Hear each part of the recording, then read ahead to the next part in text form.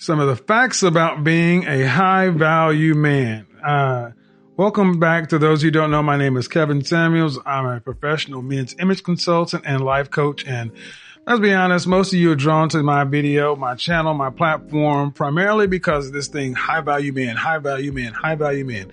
It's been everywhere. And I wanted to let you guys understand some other stuff that maybe doesn't get a chance to get covered in the videos or in the shows, and kind of clear up some of this thing about what it means to be a high value man. Now, in other videos, I will talk about things like morals and principles and integrity and those kind of things. But for the most part, those things are implied in some of the things or steps that comes along with attaining a certain status.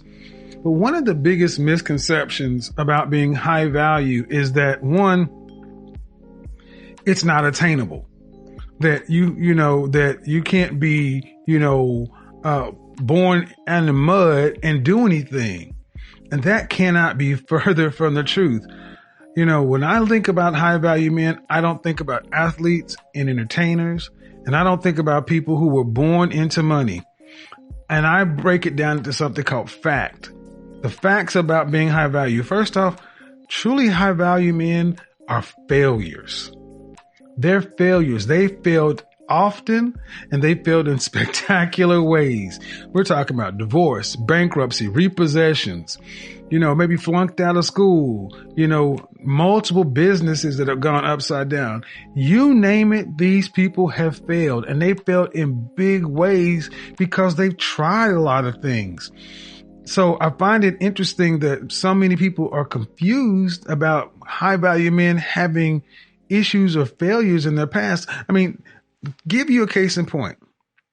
If you know any truly successful men, or anybody who's really good at doing something, they don't trust people who had it the easy way, because one, they probably don't have a lot of respect for what it really takes to get there. Two, they didn't make it their own way. So good news. If you will have the guts, the courage to try things, you're going to fail. You're going to miss the game winning shot. You're going to miss the game winning field goal. And the thing is, can you get back up and continue to press forward? So in order to be high value, you have to fail. Next thing I talk about is the A. You have to be willing to take action. This is one thing that separates the guys who will be high value from the guys who will talk about it. The ability to get stuff done. The journey of 1,000 miles begins with a single step, but there are people who will sit back and read books on walking, read books on running, sit around and have round tables, research, and they got all the best numbers. And all it takes is one really simple person to just say left foot, right foot, left foot, right foot. And by accident, they'll get further than people who have all the best knowledge, but refuse to take action. And the C, change.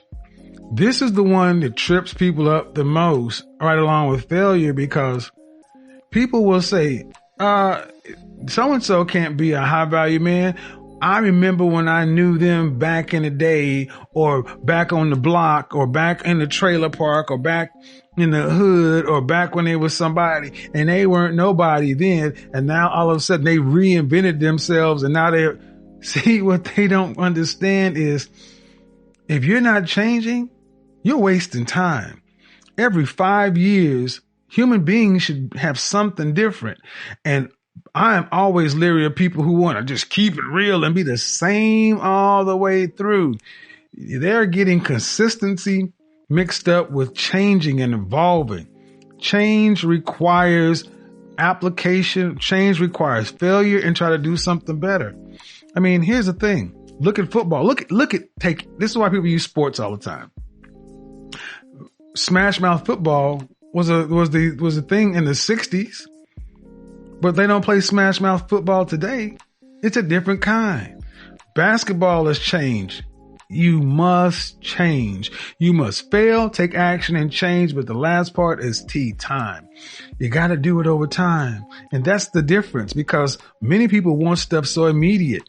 They want it right now. They are not willing to put in the time. They don't have the tenacity to put in the time. It takes work. It takes effort. It takes persistence. And these kind of things are what separates guys who are truly high value from guys who may know the same things, may know a lot of the same things. They may be able to talk it, but they cannot produce the outcome. They cannot produce the outcome because they're not willing to take risks or failures. They're not willing to actually get out of their comfort zone and take action. They're not willing to change. They're not willing to accept new information and find a different way or find a way to do it better. And then they're just not willing to put in the time, wanting a shortcut, wanting to microwave it. And at the end of the day, guys, becoming high value man is an improvement process. Everything is increasing your value until the point to where people find you highly valuable. That's the trick. It's not a static thing that's only attainable by a certain race of people or a certain gender of people, or a certain, class of people. Look, you can increase your value. You can go from Tyler Perry talking about living in his car to now being Tyler Perry.